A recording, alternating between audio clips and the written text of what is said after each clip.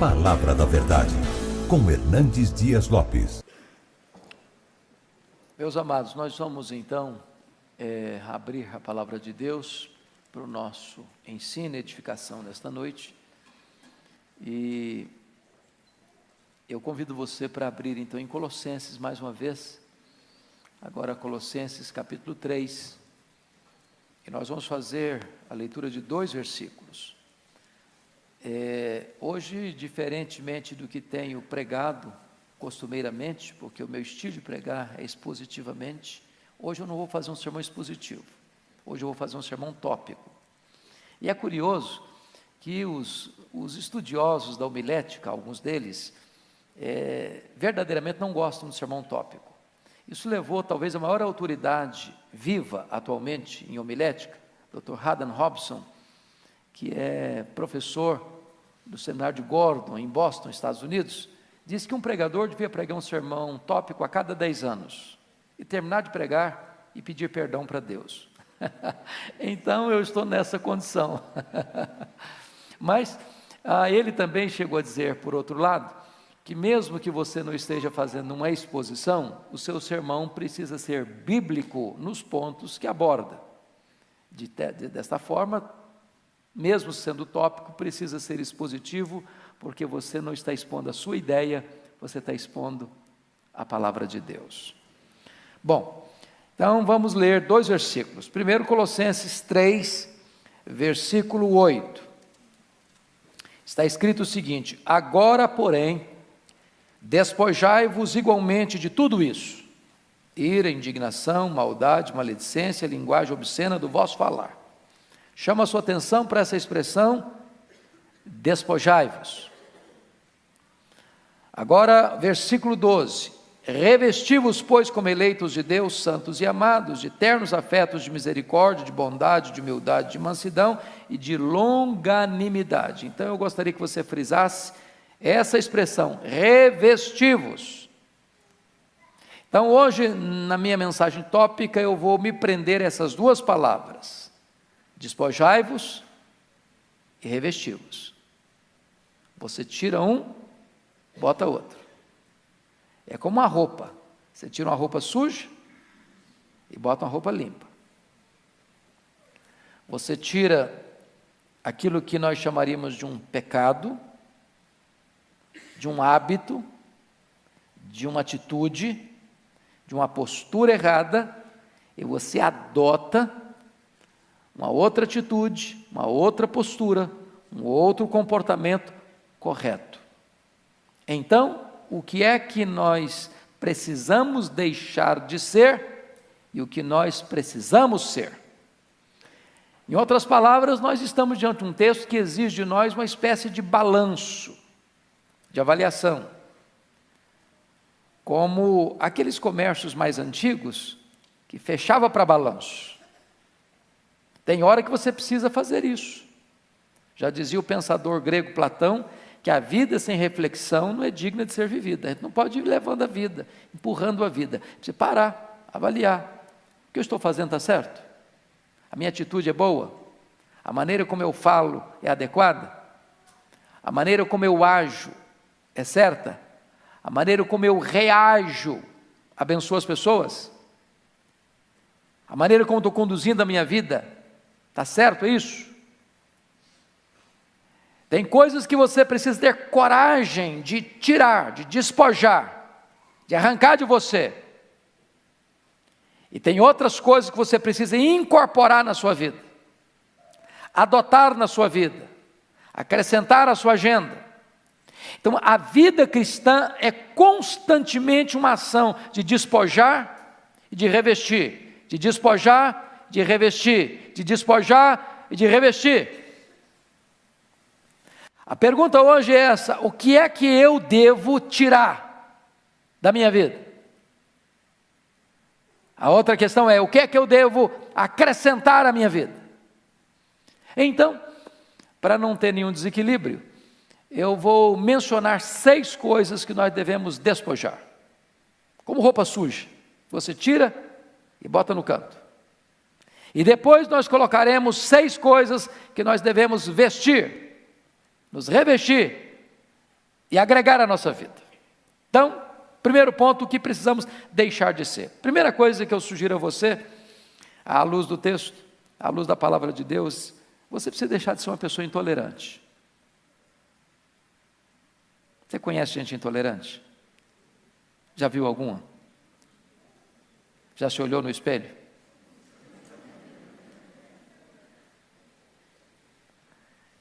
Tem hora que você é intolerante, não, fala a verdade. Tem hora que é muito difícil conviver com você, não é não? Tem hora que parece que você chupou limão desde o primeiro momento do dia. E às vezes você é intolerante dentro da sua casa. Polido com os de fora, amável com as pessoas de fora, mas em casa, duro no trato, rude nas palavras, semblante fechado. A Bíblia fala de um homem chamado Nabal. Ele era um cara rico, tinha muitos bens, tinha uma mulher bonita, tinha vários filhos. Mas a Bíblia diz que ele era duro no trato e ninguém podia falar com ele. Abria a boca, criava dificuldade. Há pessoas que são assim. Elas criam dificuldade onde chegam. Abrem a boca, em vez de resolver problema, criam mais problema. Então eu quero dar um conselho para você. Deixa de ser cri-cri.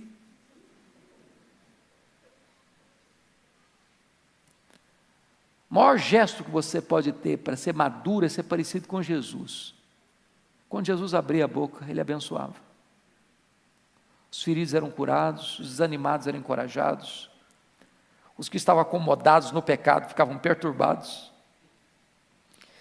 E desta maneira, eu gostaria que você agisse com as pessoas de dentro da sua casa, de dentro do seu trabalho, da sua convivência, como você gostaria que as pessoas agissem com você.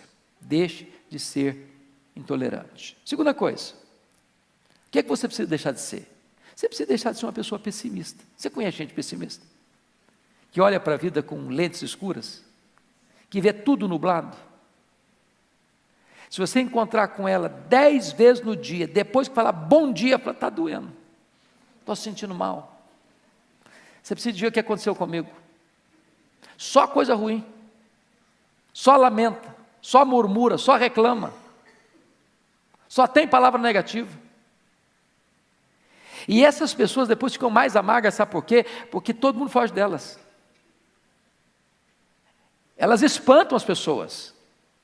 Porque você tem que tomar um sorrisal antes de começar a conversar, porque sabe que vai ter problema. Então é muito importante você parar e pensar o seguinte: você precisa parar de olhar para a vida com óculos escuros, de enxergar tudo nublado, cinzento, e de começar a fazer prognóstico negativo para a sua vida, para a sua família, para a sua igreja, para a sua nação. Tem gente que é sempre assim: olha, está muito ruim, mas vai piorar. Está difícil, mas vai ficar muito pior. A eleição hoje está muito complicada, mas depois que tiver eleição vai piorar muito mais ainda. Olha, a denominação religiosa, minha igreja está difícil, mas vai ficar muito pior. A denominação vai piorar mais ainda. Tem gente que só pensa assim, para trás, dando marcha ré, jogando contra o patrimônio. Sempre numa linguagem pessimista. Pensa comigo naqueles 10 espias de Israel. Eles vão lá, olha a terra é boa, trazem fruto da terra, é boa mesmo. Mas dos 12, 10 disseram assim, é boa mesmo, mas não é para nós não, não é para o nosso bico não. Tem gigante. Aliás, quando nós nos comparamos com eles, nós estamos em desvantagem, e eles são gigantes, nós somos gafanhotos. Eles vão nos engolir vivos, eles vão nos triturar.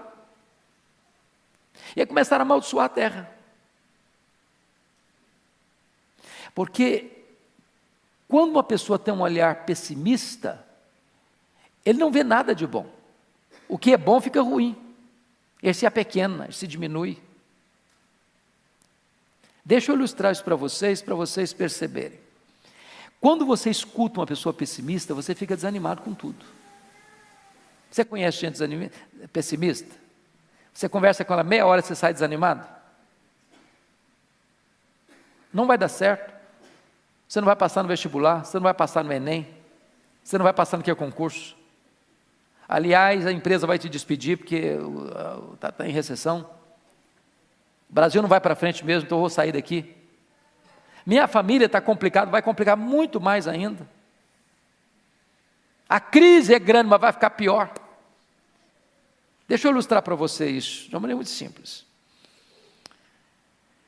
Havia um homem que tinha um filho único, e ele queria estudar esse filho. Ele morava na região rural, e ele mandou o menino para a cidade para estudar. E ele sabia fazer uma coisa com excelência, ele fazia o melhor lanche da região. Ele montou uma barraca na beira da estrada, fazia lanche, as pessoas chegavam, comiam o lanche, iam embora, e você sabe que a melhor propaganda é o serviço bem feito. As pessoas começaram a vir, ele começou a ampliar. Daqui a pouquinho ele resolveu investir, montou a mini mercearia. Daqui a pouquinho começou a melhorar, a crescer um pouco mais. E ele estava muito animado. Um dia mandou uma cartinha para o filho dele. Falou: filho, eu estou tão animado, estou fazendo novos investimentos, a minha vida está indo para frente, estou tão feliz, etc e tal. Aí o menino mandou uma cartinha para ele: papai, o senhor não escuta rádio não? O senhor não vê televisão não? O senhor não está sabendo que a economia está abalada, que o país está em recessão, que é arriscado investir, que isso é muito perigoso? Aí o pai pensou: meu filho estuda na cidade, deve ser gente sabida, deve ser perigoso então, eu vou parar de investir. Parou de investir. Sabe o que aconteceu? Os clientes não chegaram mais. Aí o trabalho dele foi diminuindo. Aí a mercearia fechou. Aí ele mandou uma cartinha para o filho: filho, você tinha razão, a crise é muito grande mesmo. Quando você escuta os pessimistas, tudo fica muito complicado mesmo. Deixa de ser pessimista. Terceiro, você precisa deixar de ser uma pessoa rancorosa. Conhece gente rancorosa? Gente que guarda mágoa? Gente que congela sentimentos hostis no coração? Gente que é capaz de ficar em silêncio, parece que está tudo bem, mas é igual um vulcão que está cuspindo fogo lá por dentro. Gente que faz registros de memórias amargas, de reminiscências cheias de dor, que guarda na manga uma oportunidade: você me paga, a sua hora vai chegar. Pessoas rancorosas são pessoas que não têm disposição nenhuma de perdoar. E eu vou dizer uma coisa para você: quando você tem raiz de amargura no seu coração, duas coisas vão acontecer segundo Hebreus 12:15. Primeiro, você vai ficar perturbado. Uma pessoa amargurada, irmãos, não tem saúde emocional. Uma pessoa amargurada não tem saúde espiritual. Uma pessoa que tem mágoa no coração, ela não consegue orar. Ela pode orar, mas não tem vitória na oração. A Bíblia diz isso. Se você, ao orar, você lembrar que você tem alguma coisa contra alguém, você tem que perdoar primeiro para depois orar. Nem ofertar você consegue, porque Deus não aceita a oferta. Quando você não perdoa, você adoece. Porque a mágoa, ela é muito curiosa. Você pensa que você está machucando a outra pessoa, você está machucando a você mesmo. Você está laborando contra você mesmo. Você está destruindo a você mesmo. Você está bebendo um copo de veneno pensando que o outro é quem vai morrer. Então a pessoa rancorosa, ela não vive uma vida plena, uma vida abundante. E a segunda coisa, para quem fica amargurado, é que ela contamina as pessoas. Ela azeda o ambiente. Ela fermenta a convivência dela. Eu não sei se você tem alguma pendência de relacionamento. Dentro de casa, no trabalho, na escola, com parentes, com vizinhos. Porque nós não vivemos blindados, não é verdade? Nós decepcionamos as pessoas nos decepcionam. E a única maneira de você viver uma vida cristã saudável, uma vida familiar saudável, uma convivência saudável, é você zerando a conta, é você perdoando, é você colocando aquilo que foi feito contra você, impensadamente ou planejadamente, seja um delito culposo ou seja um delito doloso, é perdoando. O perdão liberta, o perdão cura, o perdão asepsia na sua alma, é uma faxina na sua mente, é uma alforria no seu coração. Quando você perdoa, Deus limpa o seu coração e a sua vida fica leve. Então deixe de ser uma pessoa rancorosa. Quarto lugar, o que é que eu preciso deixar de ser? Eu preciso deixar de ser uma pessoa hipersensível. Você conhece gente hipersensível? Assim, bem melindroso mesmo, igual cristal. Gente que você precisa pisar em ovos para conversar. Você precisa medir com muita precisão suas palavras, porque a pessoa se melindra por qualquer coisa. Deixa eu dizer uma coisa para você, hipersensibilidade tem outro nome, chama-se orgulho. Orgulho. Tem crente hipersensível. Tem crente que qualquer coisinha diz, eu vou sair da igreja. Também não ponho os pés mais lá. Também não faço mais nada na igreja, porque eu fui fazer alguma coisa e me criticaram. E quem disse para você que ao fazer as coisas boas você não vai ser criticado? E quem disse para você que por estar fazendo as coisas certas você não vai ter oposição? E quem disse para você, pelo fato de você estar vivendo uma vida de santidade, você não vai enfrentar resistência? Deixa de ser hipersensível. Quer um exemplo? Vocês se lembram por que é que o rei Saul se desequilibrou emocionalmente? O que levou Saul à loucura? Uma música. Tem música que ajuda, tem música que enlouquece. Tem muita música que enlouquece, não é verdade, gente? Tem hora que eu fico pensando, tem dia que eu escuto uns negócios assim, eu falei, mas não é possível que isso aí é música, porque é uma loucura. Mas houve uma música que ficou lá na parada de sucesso mais de uma semana, a música, e a música era essa: Saul matou os seus milhares, Davi matou os seus 10 milhares. Essa música adoeceu o coração do Saul. Por quê? Despertou nele uma hipersensibilidade. Puxa vida, tem gente que está sendo mais honrada do que eu, e eu sou o rei. Você conhece gente que fica constrangida quando o outro é mais honrado que ele? Quando ele queria ter recebido os lauréis, os louros, os aplausos, e é o outro que recebe? Você sabia que nós temos mais facilidade de chorar com os que choram do que nos alegrarmos com os que se alegram? Porque nós somos hipersensíveis, nós somos vaidosos, soberbos, orgulhosos e queremos tudo para nós, e quando o outro é honrado, nós nos sentimos machucados por dentro, feridos, por causa da nossa hipersensibilidade.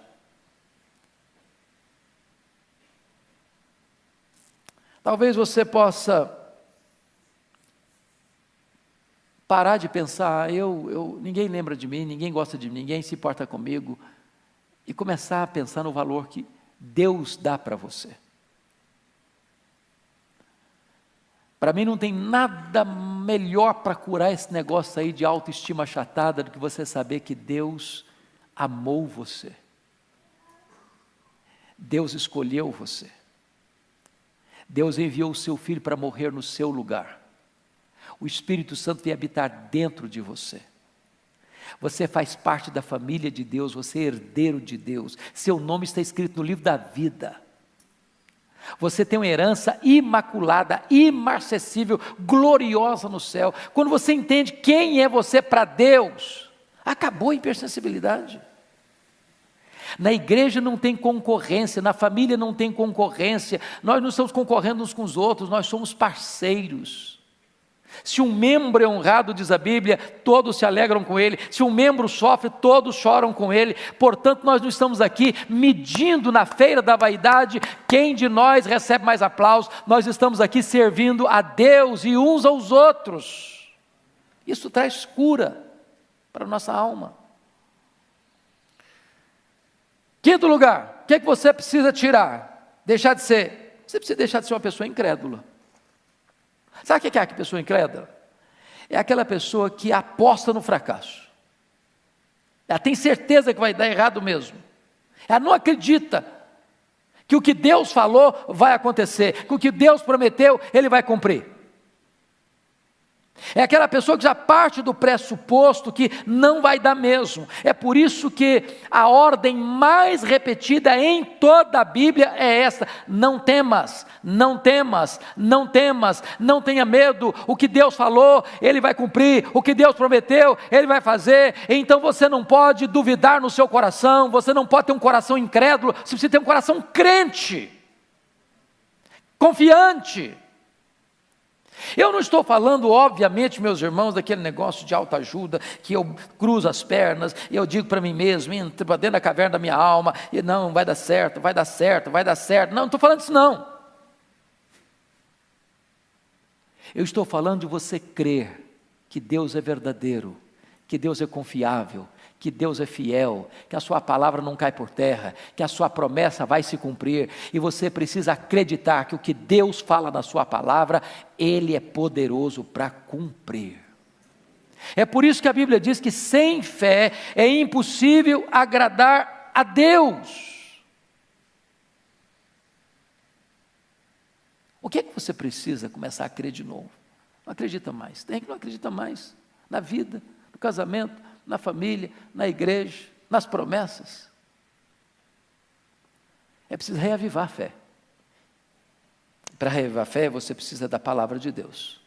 Porque a fé não vem pelo milagre, a fé vem pelo ouvir e ouvir a palavra de Deus. Último lugar, sexto lugar. O que é que você precisa deixar de ser? Você precisa tirar, despojar. Você precisa deixar de ser uma pessoa descomprometida com Deus e com a sua igreja. Desculpa da expressão, deixa de ser um crente fajuta, meia boca. Você conhece crente que é turista? O pastor John, lá da igreja da Coreia, esteve aqui, eu achei bonito o que ele falou. Ele disse que na igreja lá da Coreia, ele tem 4 fases de discipulado.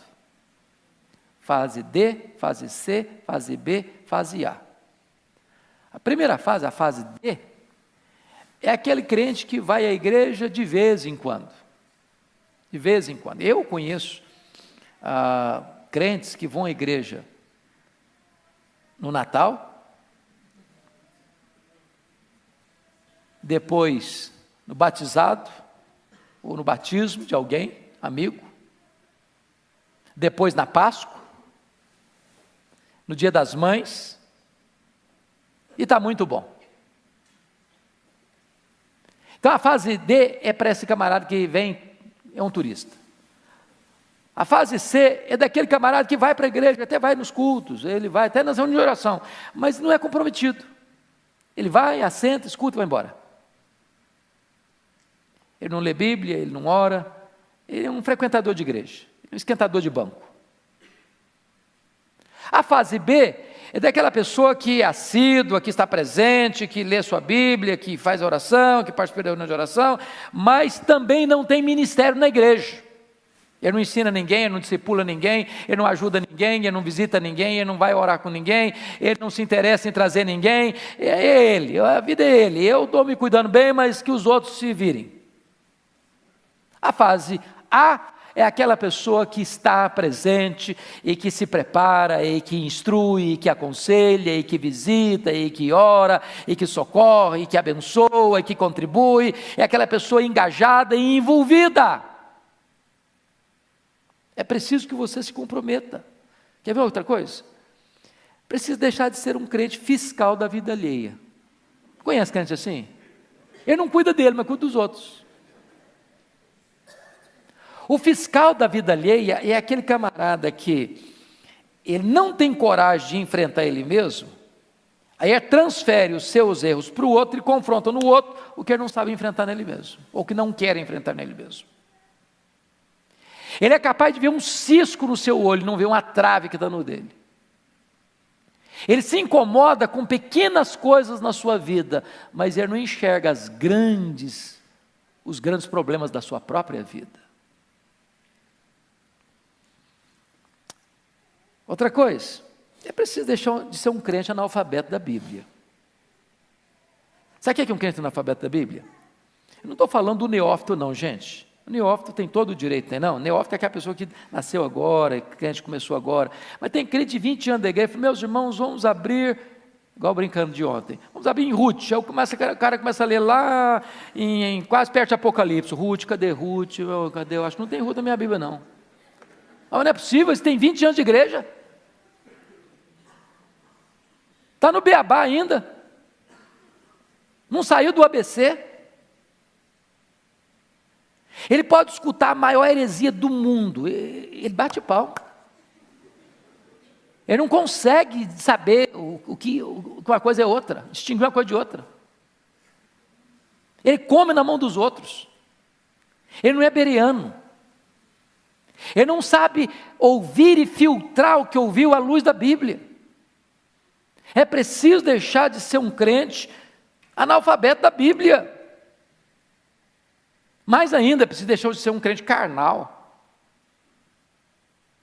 Sabe o que é crente carnal? Eu não estou defendendo a tese que tem crente carnal não, viu gente? Que tem uma teologia errada, furada, que foi ensinado na década de 80, 90, que ensinava a seguinte coisa: existem 3 tipos de pessoas: o homem natural, o crente carnal e o crente espiritual. Então o homem natural é o homem que não é salvo, certo? Não é regenerado. Aí o crente carnal é aquele crente que ele aceitou a Cristo apenas como seu Salvador, mas não o recebeu ainda como seu Senhor. Quem está na cadeirinha do trono da vida dele não é Jesus, é o eu. Quem manda é o eu, não Jesus. Mas está salvo, vai para o céu. Isso não tem na Bíblia não. Não tem na Bíblia não. Ou Jesus é o Senhor da sua vida, ou Ele não é o seu Salvador.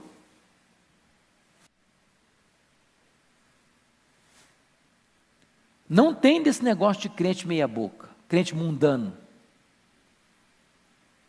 Deus não nos salvou no pecado, Deus nos salvou do pecado. Então a única prova que você tem que você é um salvo é se você é santo. Não pense você que vivendo uma vida mundana, eu estou salvo, não, eu fui eleito, eu sou um eleito de Deus, eu posso ver do rei que eu quiser, porque estou garantido, coisíssima nenhuma. A única evidência que você é um eleito de Deus é se você é santo, é irrepreensível. Quem não ama a santidade é porque nunca nasceu de novo. Então você precisa deixar de ser um crente carnal. Agora vamos olhar o outro lado, versículo 12. Revestivos, você tirou, despojou, tirou a roupa suja, agora é hora de você começar a vestir coisa nova, coisa limpa. Então o que você precisa ser? Em primeiro lugar, você precisa ser um crente cheio do Espírito Santo. Um crente cheio do Espírito Santo. E eu vou fazer uma pergunta para você, não precisa levantar a mão. Você é um crente cheio do Espírito Santo? Um dia um diácono chegou para o Dr. Billy Graham, diz assim: Dr. Billy Graham, tem um membro da nossa igreja, um diácono da igreja, que devia ser disciplinado. Mas por que, meu irmão, que eu devia ser disciplinado? Devia ser disciplinado porque está bebendo, está enchendo a cara, está chegando em casa bêbado.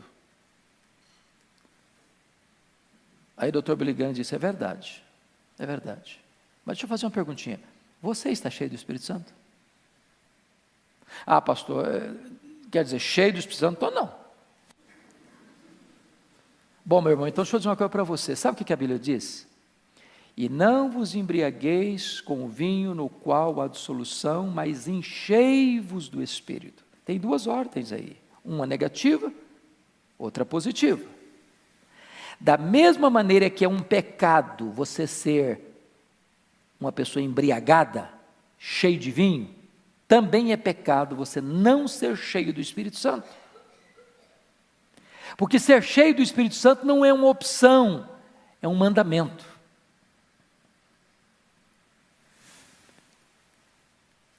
Portanto, não ser cheio do Espírito Santo é pecado. É uma ordem.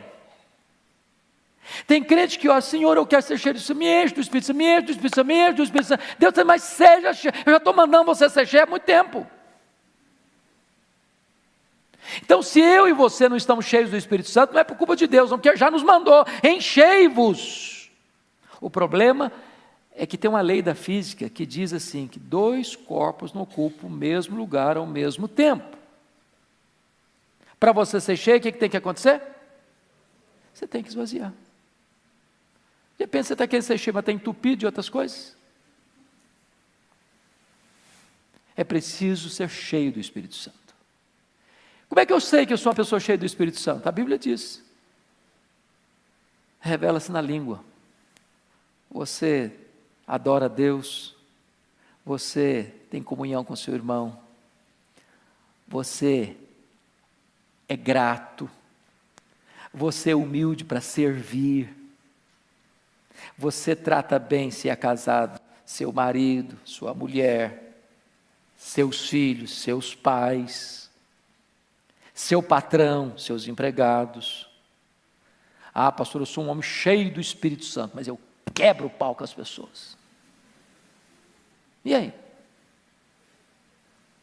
Você é cheio do Espírito Santo quando seus relacionamentos demonstram isso com Deus e com seu próximo. Cheios do Espírito Santo. Então nós precisamos ser cheios do Espírito Santo. Você está cheio? Segunda coisa que nós devemos ser: uma pessoa alegre. Alegria também não é opção não. A Bíblia diz assim: alegrai-vos sempre no Senhor. Outra vez digo, alegrai-vos. Agora, pense comigo. Você conhece crente triste? Crente cara comprida? Crente ranzinza?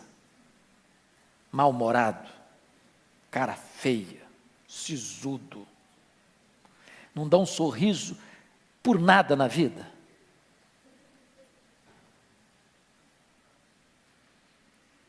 Meus irmãos, a alegria do Senhor é a nossa força, diz a Bíblia. A alegria é marca do crente. Jesus é a nossa alegria, diz o apóstolo. O fruto do Espírito é alegria. O reino de Deus é alegria. A ordem de Deus é alegrai-vos. A alegria é uma bênção. Você está num ambiente de alegria, é uma grande bênção.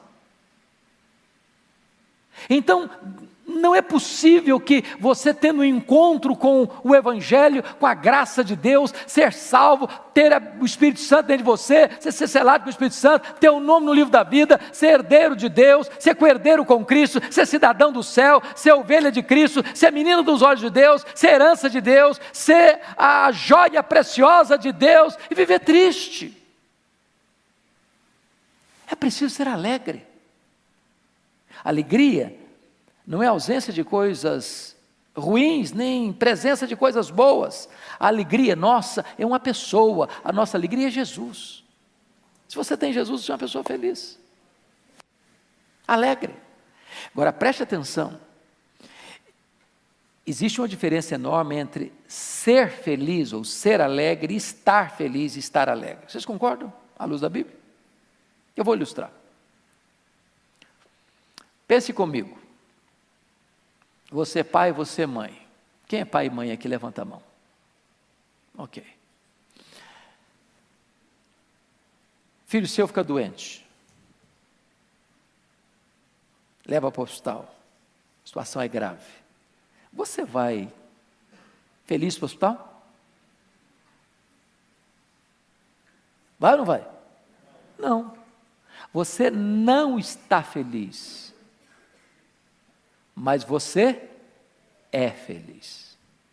O estar é circunstancial. O ser é essência, é o permanente, é a realidade existencial.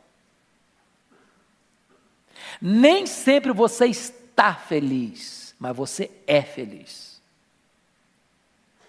A pessoa que depende de circunstância ela está feliz, está lá numa festa, está feliz, volta para casa, bota a cabeça no travesseiro, está desesperado, está um vazio na alma.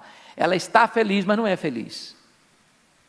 Você pode não estar feliz na hora do luto, na hora da doença, na hora que você é mandado embora de um emprego, na hora que você planejou uma coisa e saiu outra. Mas isso não altera quem você é. Vocês lembram da experiência do Dr. Spafford, aquele advogado presbiteriano de Chicago, convertido pelo ministério de Dwight Lyman Moody, quando ele sofre um revés financeiro e aquele terrível incêndio que destruiu boa parte da cidade de Chicago na época, ele foi profundamente abalado financeiramente. Depois desse incêndio, ele tinha 5 filhos, um menino e 4 meninas. O menino morre, a dor aumenta, ele planeja uma viagem para a Europa com a família para aliviar o coração, e na véspera da viagem não consegue embarcar, embarca a esposa e as 4 filhas com a promessa de, na semana seguinte, encontrar-se com elas na Europa, e quando a esposa e as filhas embarcam, o navio naufraga, e as 4 filhas morrem. E a esposa manda um telegrama para ele assim: salva, porém só. E ele toma um navio, pede ao comandante para mostrar para ele o local do acidente, e quando o navio estava sendo surrado pelas ondas, o Deus que inspira canções de louvor nas noites escuras, pôs no coração dele essa música: se paz a mais doce me deres gozar, se dor a mais forte sofrer, ó seja onde for, tu me fazes saber que feliz com Jesus sempre sou. Sou feliz com Jesus, meu Senhor. Quando você tem Jesus, você é feliz. Então seja uma pessoa alegre. Terceiro, o que você precisa ser? Você precisa ser uma pessoa amorosa. Amorosa. Sabe o que a Bíblia diz lá em João 13, 34, 35? Novo mandamento vos dou, que vos ameis uns aos outros, assim como eu vos amei, que vos ameis uns aos outros. E nisto conhecerão todos que sois meus discípulos, se tiverdes amor uns pelos outros. Agora deixa eu dizer uma coisa para você. Tem gente que ama, mas não diz. Conhece gente assim, que não sabe falar? Talvez você aqui, criado lá no interior, ou lá na roça, ou numa cultura mais assim, prezada um pouquinho, os pais amavam os filhos, mas muitos pais não sabiam dar um abraço nos filhos. Não sabiam o que é dar um beijo no filho. O filho cresceu da infância à fase adulta, nunca escutou do pai: meu filho, eu te amo. Nunca. Embora saiba, ou sempre soube que o pai amava. Eu não sei como é que é você, como é que é a sua estrutura, como é que você faz com isso dentro da sua casa, mas você precisa aprender, se ainda não sabe disso, aprenda a dizer eu te amo, aprenda a dizer. Nós precisamos ouvir isso.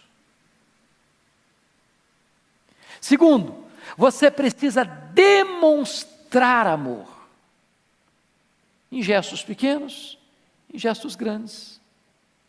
Quer ver um exemplo? Eu nunca esqueci de um conselho de um presbítero amigo meu, que o Eduardo Brito aqui conheceu tão bem, presbítero Dário Neves de Moura. Ele disse uma coisa para mim. Diz: pastor Hernandes, pai tem que ajudar filho quando o filho precisa. Eu nunca esqueci aquela frase dele. Porque tem pai que, embora possa ajudar filho, tem condição financeira boa para ajudar filho, o filho passando uma magrela e ele não estende a mão. Aí depois que morre, deixa tudo para os filhos. Tudo. Mas deixar tudo para o filho depois que morre é lei. A lei manda. Tem hora que você precisa demonstrar que você ama com atitudes. Nós vamos ser considerados discípulos de Cristo, não é pela doutrina que defendemos, embora isso faz parte. Não é pela placa da igreja que nós frequentamos, isso faz parte. Mas você é conhecido como discípulo quando você ama. Mas que tipo de amor? Como Cristo me amou. Se Cristo me amou e deu sua vida por mim, a prova que eu amo é se eu amo meu irmão e dou minha vida por ele. Nós precisamos amar. Uma igreja que ama é uma igreja que é revolucionada. Eu conheço um colega de Belo Horizonte, que ele teve uma experiência muito bonita com Deus, e a coisa que Deus mais pôs no coração dele foi essa: você precisa amar. E a igreja que você é pastor precisa ser conhecida na cidade como uma igreja que ama. E esse pastor um dia me disse o seguinte, que ele voltou desse encontro, onde ele teve essa experiência linda com Deus, e já nos primeiros meses, ele começava a pregar, e as pessoas começavam a chorar nos bancos, e ele sentia que alguma coisa diferente estava acontecendo. Ele começou a perceber que a postura dele tinha mudado automaticamente, uma coisa assim linda, que Deus foi tratando, Deus foi transbordando o coração dele, os gestos deles mudaram. Um dia ele estava fazendo barba, e preparando para ir para a igreja, a menininha dele de 5 anos se aproxima lá e ficou olhando para ele, fazendo a barba, disse: papai, sim filha, o senhor está tão legal. Dizia que aquilo derreteu o coração dele, porque ele percebeu que a menina de 5 anos tinha notado, sem que ele falasse nada, que a postura dele tinha mudado dentro de casa e na igreja. A pessoa que entrar por aquela porta, ela precisa sentir algo tão sublime na pessoa que chega, que dá um abraço, que aperta a mão, que dá um sorriso. Ela precisa sentir que ela é bem-vinda, que ela é amada, que ela é querida, que ela é preciosa. Eu fui a Quacisabanto, onde aconteceu um grande avivamento na África do Sul. A coisa que mais me marcou lá foi amor. As pessoas olhavam para você quase que querendo adivinhar o que você precisa, que eu quero servir você, eu quero atender você, eu quero atender a sua necessidade, eu amo você, você é importante, que bom que você está aqui, a sua vida, a sua presença aqui é uma bênção para nós. E quando uma pessoa chega na igreja e vê um ambiente desse, quando a pessoa chega numa casa, numa família e vê um ambiente desse, isso traz cura para a alma, isso traz restauração para a vida. Nós precisamos aprender a amar. Quarto lugar, o que eu e você precisamos ser? Uma pessoa generosa. Oh, meus irmãos, que bênção que é ser uma pessoa generosa. Sabe o que a Bíblia diz? A alma generosa prosperará.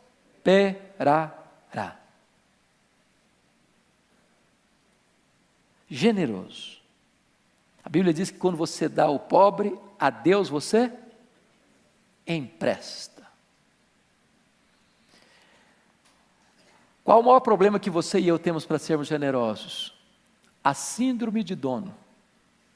Se eu acho que o que está na minha mão é meu, eu quero para mim, para o meu deleite. Quando você entende que tudo é de Deus, e você é mordomo de Deus, e Deus é generoso, você vai ser generoso com o que é de Deus. Você vai administrar o que é de Deus, agindo como Deus agiria, porque tudo é dele. Eu não sei se você tem, e nós precisamos, às vezes, deixa eu lhes dizer isso, às vezes nós ficamos preocupados, porque existem extremos, né? Existe hoje as pessoas que estimulam as pessoas a dar, porque elas é que querem receber. É a teologia da prosperidade. Você dá para a igreja, você vai receber 10 vezes mais. Então, isso que dá para a igreja, dá para o pastor. E o pastor embolsa, e a igreja é uma empresa, e ele é o dono dessa empresa, e aí você tem megas empresários religiosos.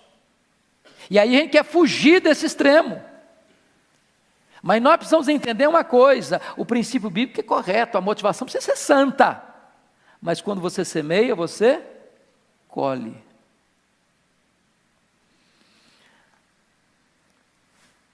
Deus não fica devendo ninguém. Então comece a ser generoso. Alguém diz o seguinte: pastor, mas eu não tenho nada para dar, não. Eu sou muito pobre, o que eu ganho não dá nem bem direito para mim. Deixa eu dizer uma coisa para você: ninguém é tão pobre que não possa dar, e ninguém é tão rico que não possa receber. Generosidade não tem a ver com quanto você tem, mas quão generoso é o seu coração. Deus me fez experimentar isso de uma maneira muito linda nos Estados Unidos. Nós chegamos com algumas dificuldades financeiras, mas eu e minha esposa tomamos uma medida. Nós chegamos com a seguinte informação: o americano é um pouco frio, diferente, tal, secão. A nossa experiência foi 100% o contrário disso. 100%. Nós queremos ir para abençoar. Minha esposa cozinha muito bem, graças a Deus, eu fico muito feliz por isso. Que eu faço um ovo cozido, que é uma coisa espetacular. E o que nós fazíamos? Fazíamos a comidinha gostosa. E toda semana a gente escolhia uma casa. Aí batíamos na porta, nós viemos trazer uma comida para vocês. Deus abençoe, então voltar para casa. Outra semana, outra família. Outra semana, outra família. Começamos a descobrir que tinha velhinhos lá, cujos filhos moravam na cidade, tinha mais de ano que não ia lá ver os pais. Quando os velhinhos recebiam aquele prato de comida e um sorriso nos lábios, eles começavam a chorar. A chorar. Estava vindo embora, tinha que vender meu carro, que era velho, e estava avaliado num valor de 3.500. O pastor, meu vizinho, falou: rapaz, eu só tenho 2.000, eu não tenho mais, mas eu preciso do seu carro. Na hora Deus falou: entrega o carro para ele. Pode entregar o carro para ele. O 1.500 do outro é generosidade. Aí eu falei: tá bom, pastor, o senhor fica com o carro pelos 2.000, não tem problema não. E eu estava vindo. Aí fui olhar um presente para o meu sogro, $300. Tá bom, vamos lá comprar o presente. Aí eu falei: não, mas você fica com o carro até você me entregar. E eu fiquei tão impressionado com aquilo que nós cuidávamos de uma escola que os meninos estudavam, e a minha esposa foi lá concluir esse trabalho, nós já estávamos com tudo pronto, as malas feitas, a casa já fechada praticamente. Aí ela me liga: corre aqui porque eu bati o carro. Quer dizer, carro vendido e não entregue, batido é uma complicação, né? E eu fui para lá preocupadíssimo. Uma caminhonete truque bateu na traseira, era um Toyotinha antigo, velho, daqueles mais reforçados. A picape saiu rebocada, com o radiador todo arrebentado. Quando eu cheguei, não tinha nada na traseira do carro. Sabe o que é nada? Falei: cadê o carro batido? Mas o guarda estava lá, olhando e tal. Voltamos para casa sem nada, não precisou nem falar com o dono do carro que estava batido. Não tinha nada mesmo. Meia hora depois chega o carro da polícia, o guarda de trânsito, uma cidadezinha pequena. Cadê o carro? Era outro guarda. Esse aqui. Cadê a batida? Eu falei: está aí, não tem batida não. Pode ficar tranquilo, não precisa fazer documento, não tem nada. Não, mas ele está no computadorzinho de pá. Daqui a pouquinho, ele abre a maleta dele, faz um cheque de $300. Isso aqui é do senhor. Eu falei: como assim, meu? Não, eu tenho por obrigação dar um cheque para o senhor de $300 do seguro. Mas o carro não tem problema, mas é minha obrigação entregar o cheque para o senhor, $300. Tá bom, garantido o presente do sogro. Quando você é generoso, Deus não deixa você sem um sinal de que Ele se agrada da generosidade. Faça experiência com Deus. Você conhece gente que está precisando de ajuda. Quem sabe você possa dar uma oferta. E eu não estou falando de dar uma oferta para receber em troca 10 vezes mais, não. Isso é barganha, isso é negócio. Estou falando de você ter um coração generoso, que quem recompensa é Deus. Muito bem. Agora vamos, penúltimo lugar. Uma pessoa pontual nos seus compromissos. Ô gente, você conhece crente? Não estou falando de vocês não, viu? Vocês são verdadeiros heróis. Da minha casa aqui na igreja, no domingo eu gasto 10, 15 minutos mais tardar. Tem segunda que eu gasto 1h e 15. Então, se existe uma cidade que não dá para cobrar muito pontualidade, São Paulo é uma. Mas tem crente que chega sistematicamente na igreja dele atrasado.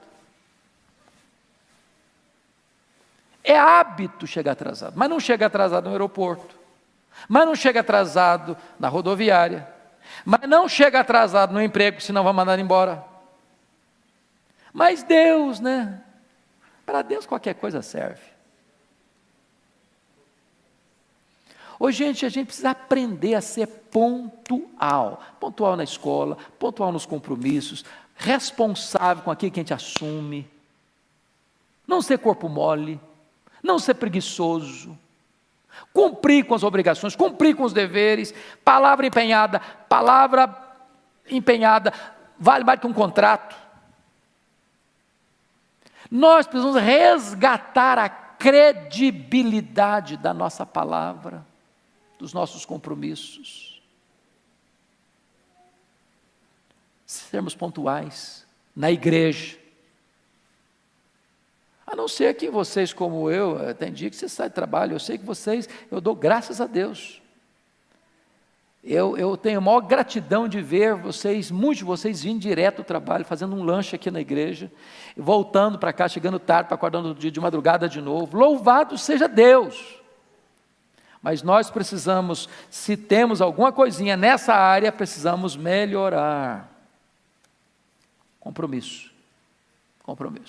Finalmente, o que é que nós precisamos ser? Uma pessoa comprometida com oração, com a palavra de Deus. Eu não vou pedir você levantar a mão, não, mas quantos de vocês já leram a Bíblia toda? Gênesis, Apocalipse. Já leu, filhote? Bênção, louvado seja o Senhor. Assuma esse compromisso. Se você ler 3 capítulos por dia, você lê a Bíblia toda no ano. Eu conheço um colega que lê Salmos, eu gosto de ler Salmos, só lê Salmos, mas na Bíblia não é só Salmos. Eu gosto de Provérbios, acho beleza, mas na Bíblia não é só Provérbios. Leia, estude, medite, conheça. Porque nós estamos num mercado religioso com muitas ideias, com muitas teologias, com muitos ismos, com muitas tendências, com muitas vozes estranhas, com muitas trombetas soando com sonido incerto. Se você não conhecer Bíblia, você vai engolir veneno pensando que está comendo pão. Estude a Bíblia. E eu vou lhes dar e eu quero terminar aqui. Eu vou contar para vocês a minha experiência. Marcou minha vida. Eu fiz seminário em 78, 81. E eu era um aluno razoavelmente responsável, bastante responsável com os meus estudos. Até porque eu era muito ruim de bola. Então, meus colegas jogavam bola, eu era a reserva dos pernetas, chegava lá, ninguém me escolhia para jogar. E quando eu era o último escolhido, ficava no time mais fraco, já levava uma goleada com 10 minutos, eu ia embora. Falei, agora meu jeito é estudar mesmo, não adianta. Não tem futuro como esportista. Fui meu primeiro aluno nos 3 anos consecutivos, mas eu achava que a minha vida estava ótima. Até o dia que no 4º ano, começo do 4º ano, eu vou pregar numa igreja, e uma abençoada de uma moça se aproxima de mim e me faz uma pergunta que não devia ter feito, aliás, devia sim. E aí, jovem, como é que está a sua vida com Deus? Sua vida de oração? Mas ela não perguntou aquela vidinha de rotina, não, de orar de manhã, no café da manhã, no almoço, na janta, aquela oração assim, do ritual. Ela foi mais fundo na coisa. E eu disse para ela, filha, embora eu tenha estudado com tanto zelo, mas a minha vida com Deus está muito aquém do que precisa estar. Voltei para o seminário, tinha uma sala lá, chamada Sala da Oração. Tinha um sofá, tinha uma cadeira e mais nada. Eu peguei minha Bíblia, botei debaixo do braço, sozinho para lá. Me ajoelhei, li a Bíblia 15 minutos, orei 15 minutos. No dia seguinte, peguei minha Bíblia e fui para lá. Primeira semana, sozinho. Na segunda semana, aquilo já era um deleite para a minha alma. Aquelas lutas internas, às vezes, foram sendo completamente vencidas automaticamente. Na terceira semana, alguém olhou, me viu entrando na sala. Posso entrar com você? Claro. Outro, posso ir também? Claro. No outro dia, outro, posso ir também? Claro. E um grupo de moços começaram a buscar a Deus, clamar ao Senhor, para Deus restaurar a vida, para Deus trazer avivamento. O coração foi se aquecendo. Daqui a pouquinho, colegas batiam na porta do meu quarto. Posso entrar falar um pouquinho com você? Abriu o coração, estou precisando de ajuda. Orava por ele, Deus aquecia o coração. Nós precisamos ter o nosso momento a sós com Deus. Tem luta na sua vida que você não vai vencer no braço, você vai vencer de joelhos. Você precisa amar a Deus, amar a palavra de Deus. Esse livro precisa ser vivo na sua mão. Seu coração precisa ser aquecido de novo. Você precisa ler o seu coração palpitar. E às vezes você corre o risco de se tornar um religioso profissional. Um pastor me disse há poucos dias, com lágrimas nos olhos, pastor Hernandes, eu me tornei um profissional de fazer sermão, mas isso não tem nada a ver comigo, mas isso não mexe mais comigo. O que é que nós precisamos fazer? Pedir que Deus produza amor no nosso coração, pela palavra, pela oração.